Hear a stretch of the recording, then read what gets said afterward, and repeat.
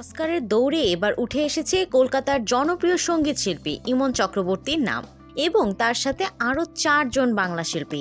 একদিকে ইমনের গাওয়া ইতিমা,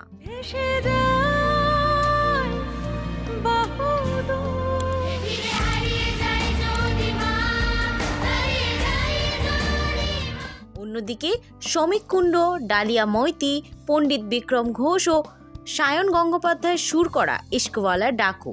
দুটি গান এবার অস্কারের সেরা মৌলিক গান এবং সেরা মৌলিক স্কোরের দৌড়ে সামিল। তবে এটি শুধু গান নয়, এটি বাংলা সঙ্গীতের এক ঐতিহাসিক মুহূর্ত। কলকাতার 5 জন প্রতিভা ইমন চক্রবর্তী, সায়ন গঙ্গোপাধ্যায়, শমিক কুণ্ডু, ডালিয়া মাইতি এবং পণ্ডিত বিক্রম ঘোষ সঙ্গীতের জগতে এমন একটি স্বীকৃতি পেয়েছেন যা বাংলা সঙ্গীতের জন্য এক অনন্য গৌরবের মুহূর্ত।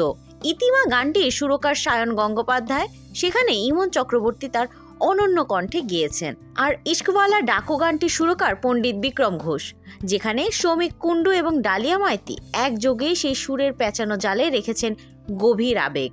তাই তো দর্শকরা এখন তাকিয়ে আছে 9 ডিসেম্বর থেকে শুরু হওয়া প্রথম রাউন্ডের ভোটিং এর দিকে, যেখানে একাডেমিক সঙ্গীত শাখার সদস্যরা 15টি গানের মধ্যে নিজেদের ভোট দেবেন।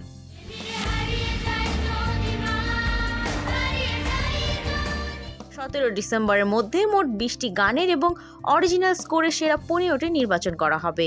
এরপর 3 মার্চ লস অ্যাঞ্জেলেসের ডলবি থিয়েটারে বসবে অস্কারের আসর। এর আগে বিশ্বমঞ্চে ভারতীয় সিনেমার নাটু নাটু গানটি জয়ী হয়ে সেরা মৌলিক ব্যাকগ্রাউন্ড স্কোরের তকমা অর্জন করেছে, যা দেশের গর্বকে আরও বাড়িয়েছে। এখন প্রশ্ন একটাই, বাংলা শিল্পীরা কি আবার সেই মুকুটের নতুন পালক যোগ করতে পারবেন?